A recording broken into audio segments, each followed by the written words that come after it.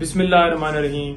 सुबह इस्लामाबाद में इमरान खान साहब के मुख्तलिफ केसेस लगे हुए हैं, जिनमें तोशाखाना केस और उसके साथ साथ तोशाखाना नैब के अंदर भी केस और अलकादर ट्रस्ट केस और मुख्तलिफ इन्वेस्टिगेशन जो खान साहब ने ज्वाइन करनी है, क्योंकि जब तक ज्वाइन ना की जाए इन्वेस्टिगेशन तो जमानतें कन्फर्म नहीं होती, लिहाजा वो स्टिल पेंडिंग है। हमने काफी दफा पुलिस से इस्तदा की इस्लामाबाद से कि इन मुकदमात में हमें शामिल तफ्तीश किया जाए, लेकिन वो डेट जो है वो चेंज कर दी जाती थी। जिस दिन हम कहते थे उस दिन हमें डेट नहीं दी जाती थी। लिहाजा आज फिर नोटिस किए गए, हमने जाकर दरखास्त की कि 9 के लिए खान साहब ने आना है तो उन्हें 9 के लिए रख लिया जाए। लिहाजा वो दरखास्त कबूल नहीं की गई और उन्हें कल फिर बुलाया गया। इसी तरह से नैब जो वहां पर प्रोसीडिंग नैब के अंदर चल रही है, वहां पर भी हमें नोटिस मिला हुआ है और वो भी हमने ये इस्तदा आज की थी, लेकिन कल के लिए फिर रख लिया गया।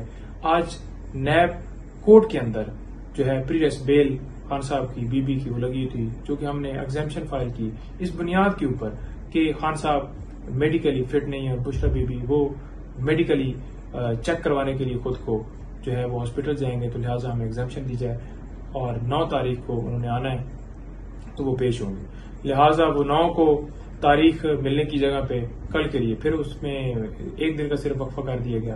यानी कि आप देख लें कि डे टू डे जो है मुकदमात चलाए जा रहे हैं, तो ऐसे कैसे मुमकिन है कि एक बंदा हर जगह पे एक दिन में वो पेश हो।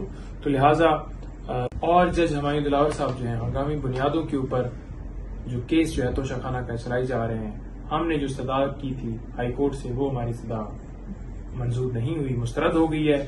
और हमने कहा था उस दरखास्त में कि इनसे केसेस जो है वो ट्रांसफर किए जाएं, क्योंकि ये बाइस हैं। मुख्तलिफ हमने रीजंस दी, मुख्तलिफ कोर्ट के सामने हमने ग्राउंड्स बताई कि ये वजह है, कैसे फर्द जुर्म लगा, फेसबुक आईडी और बाकी जो ऑर्डर्स पास किए गए। तो लिहाजा उन्होंने जो है वो दरखास्त हमारी ट्रांसफर के हवाले से खारिज कर दी। तो जज साहब जो है वो नीचे ट्रायल जो है उन्होंने कल की समाअत रखी हुई है। कल अब मेंटेनेबिलिटी के ऊपर और फाइनल आर्गूमेंट्स के ऊपर और उसके साथ साथ जो जुरिस्डिक्शन का मामला है, तीनों के ऊपर वो इकट्ठा फैसला सुनाना चाहते हैं, इकट्ठी समाअत सुनना चाहते हैं। तो लिहाजा हमारी उनसे ये इस्तदा थी कि जो है, क्योंकि हाई कोर्ट में आप देख लें कि एक मामला स्टिल अभी पेंडिंग है। हमने जो दरखास्त दी हुई थी कि गवाहों को जो है वो जो हमने लिस्ट दी थी उसके ऊपर ऑर्डर आया था कि ये गवाह जो है मुतलका नहीं है, तो उस ऑर्डर को चैलेंज किया होता तो उसमें नोटिस हो गए। तो लिहाजा अगर फैसला आता है हमारे आर्गूमेंट्स के बाद, तो क्या जब हाई कोर्ट से फैसला आएगा गवाहों के हवाले से कि आप अब गवाह जाके पेश कर लें, तो क्या वो फैसला दिया हुआ ट्रायल कोर्ट का वो दोबारा वापस आएगा? तो काफी इस तरह की चीजें हैं। लिहाजा जज साहब को भी इतनी जल्दी नहीं करनी चाहिए। कल उनका आखिरी जो है वो वर्किंग डे है।